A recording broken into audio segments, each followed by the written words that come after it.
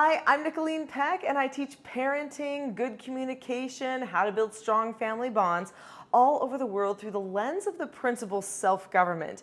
And in this video, we're talking about this book and this guy, Jordan Peterson's parenting approach in 12 Rules for Life.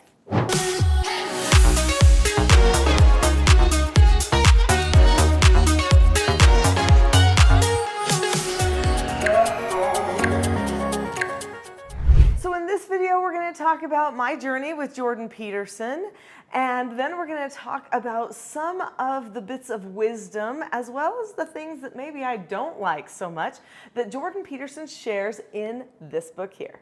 So I might be a little bit late to the Jordan Peterson party, and it isn't because people did not tell me about Jordan Peterson. For years, I have had friends, colleagues, people who come to my conferences and my trainings say, "Oh, Nicholeen, have you read Jordan Peterson? Do you like Jordan Peterson?" And you know, it says right here on his book, the most influential public intellectual in the Western world right now.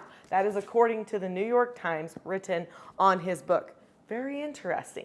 And actually, I will say that there isn't anyone that is quoted to me as often as Jordan Peterson, save like maybe the Bible or something like that. And speaking of the Bible, let's start with one of my likes about Jordan Peterson. He is very open about his journey, his family, his faith, his feelings, and he is totally not afraid to talk about God, to talk about how God and theology is woven into culture, society, psychology, beliefs, relationships. He weaves it all together. And I think that's one thing about Jordan Peterson that is really so refreshing for so many people, is he just says it. So he just says, this is what people think, and this is where they're coming from, and this is why. And this might be a societal reason that came from a biblical philosophy or theology. I think that's great. I think it's incredibly brave. I think it gives people more things to hold on to.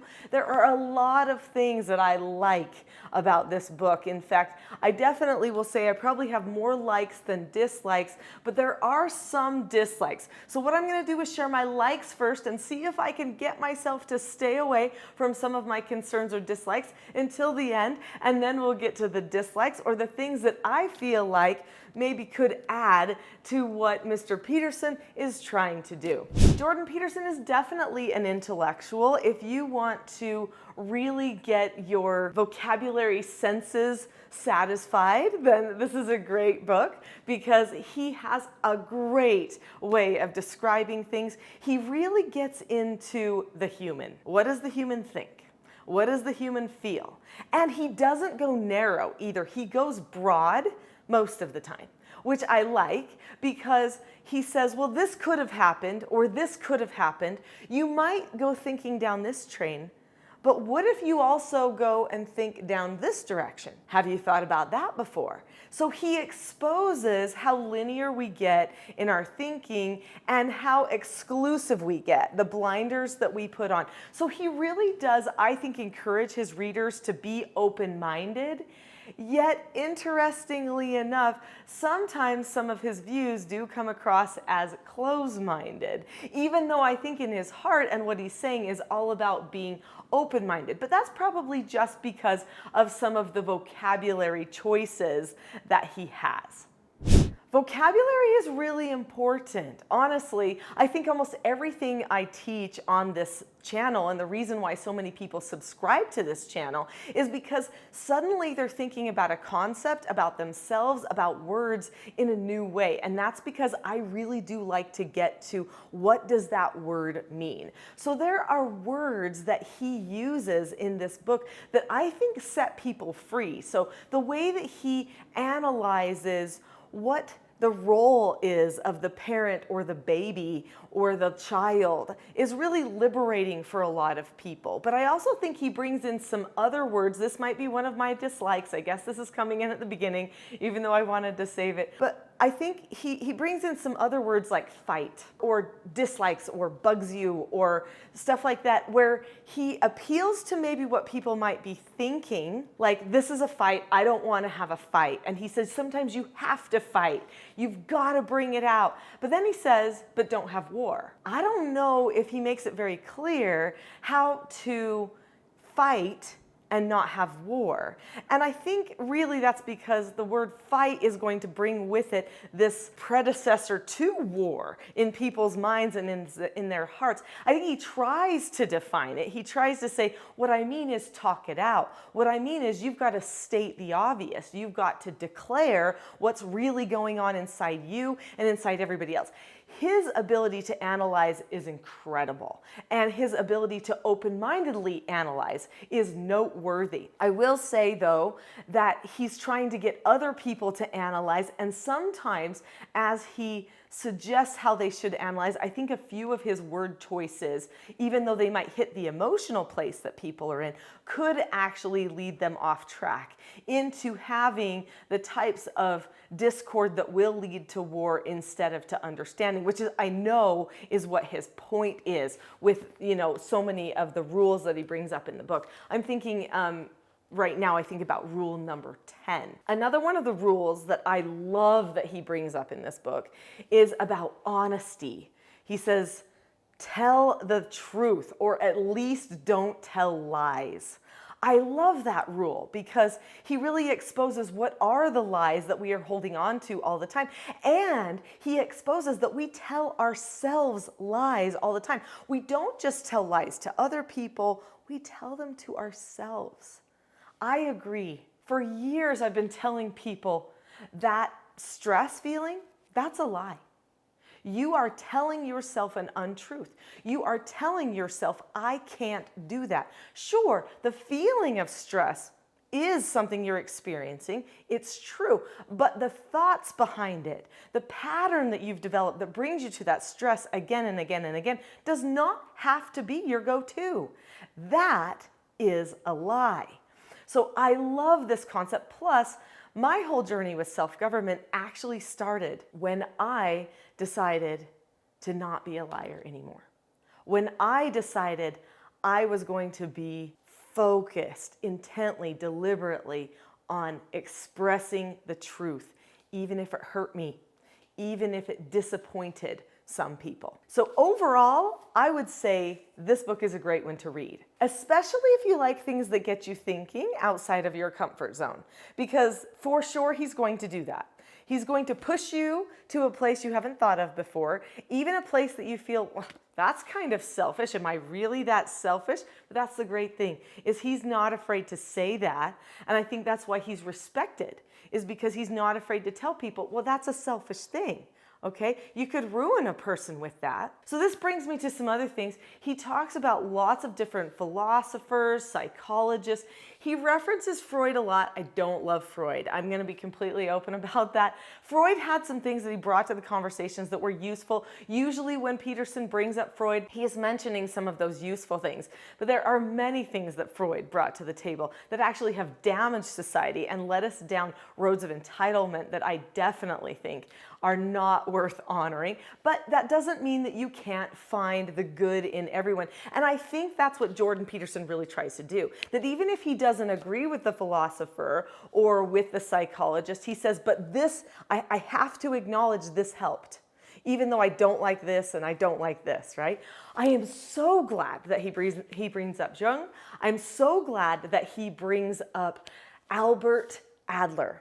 I love Albert Adler. So recently I've been studying a lot about Adlerian psychology, and this was a lucky find for me a little while back. I loved it because Adlerian psychology focuses on the choice. That you can actually choose. You can say, nope, I am going to make a shift in this. And Adler also exposes all of these lies that people believe all the time and how they get into trouble believing these lies. So I love Adler because Adler fits very nicely with teaching self-government and that particular model of parenting that I advocate for. And so when he brought up Adler in this book, suddenly my heart just, Oh, yay. I love it. Not that Adler's perfect. There's a few things with Adlerian psychology, just like with everybody, where I'm like, but the majority of it I really love. And I think Adler should have gotten more attention than Freud back in the day.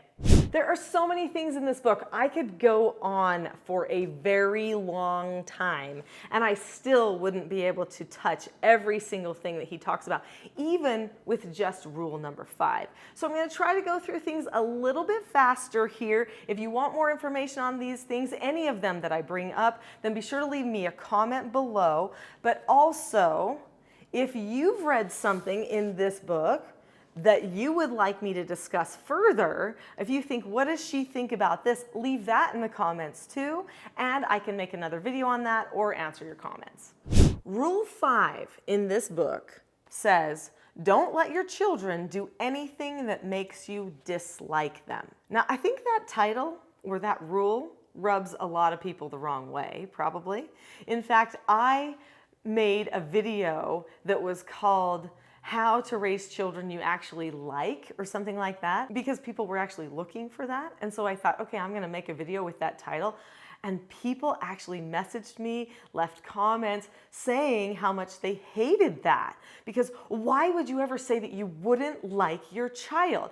Now, Jordan Peterson is totally willing to say, my child might be a monster, my child bugs me, I don't like the child, or a parent won't like their child. If they do this, other people won't like a child. I have to honestly say that's one of my dislikes, is that he really does feed kind of the negative there. And I think when it comes to the psyche, we don't want to give somebody an excuse for being negative about their child. I really like to err on the side of optimism and going in a positive direction. Now, overall, he's going in a positive direction. But this, again, goes back to some of his word choices. But I think some of them are for shock value, to grab you, and to grab the person who's in an emotional state, who's like, yeah, I really don't like my child. Is something wrong with me if I don't like my child? Jordan Peterson is saying, no, nothing is wrong with you not liking your child, but you should parent them in a way where you can actually like them. And so let's talk about what you should do instead. I don't know if I would take that approach. I think what I would probably say is, I would say, if you find yourself not liking your child, then you know that your heart probably needs adjusting. You need to be focusing on where you're going and where the child's going. You do need to fix you first. And then you need to see, what does the child not know yet, and what can you teach them? Now, Jordan Peterson also talks about what you need to teach your child and how important the teaching of the child is. So let's get into some of the nuts and bolts of what he says needs to be taught to children. Jordan Peterson seems to be really concerned with a person's social development, and rightly so. A person's social development really is the base of their practical intelligence. It helps them so much to be able to be more resilient and strong with their emotional well-being as well. So it increases emotional intelligence to strengthen somebody socially most of the time, as long as it's done right. So anyway, he talks in here about correcting children, and he says 30 seconds of carefully directed problem solving will actually bring a shameful episode to a halt. I do think the word shameful is an interesting word choice, because, you know, I don't know if we want to go towards shame with everything, but okay. Anyway, he says it'll bring it to a halt. More thoughtful parents, he says, would not have let someone they truly cared for become the object of a crowd's contempt. Now, I think that perspective is interesting, and I like it. So I'm going to put it on the like list, because he is saying that if you care for your child, you're going to make sure that socially they are prepared, that they don't go around annoying everyone. And this is a big problem in our society today, so I'm glad he's bringing it to people's attention. There are many parents who think, well, my child doesn't have any problems. It's you that has a problem if you think that my child is not socially acceptable. No, there are social rules And there are norms in a society. They are the rules of conduct and understanding that unite people together, that allow us to work together, understand each other, care about each other. And if we go around just annoying each other all the time, sure, it may be petty. Sure, we might not be looking deeper, but you can't expect everyone else to carry the responsibility and for your child not to carry any responsibility socially. That doesn't make sense. So I like that. I think that's great. I also love that he's pointing toward careful problem solving, because that is also a very important part of good parenting. Here's something I like. Jordan Peterson does not believe in micromanaging. That's great. He actually believes also that children should be given a lot of adult opportunities and experiences, that children shouldn't be over-sheltered. I like that. But he also thinks that parents need to make sure that their children understand the boundaries. And he wants the parents to be brave enough to tell the child, no, that's not okay. And that's great. What do I teach in teaching self-government? I teach accepting no answers. And the skill set, I teach the skill set accepting no answers so that everyone can learn how to be okay with a no answer. You have to deliberately teach someone that. They also need to have enough opportunity getting no answers in order to actually choose to use the skill from time to time. So they go hand in hand. Parents cannot be afraid to give the no, but they should also teach their children how to accept it, which includes dropping the subject and then moving on. If you would like to learn more about teaching self-government, there is a great class. It's a full-length class that's here on this channel, and it's called The Not-So-Known Secret for Parenting Success. And it will give you some insights into the skills and principles that I've just briefly mentioned here.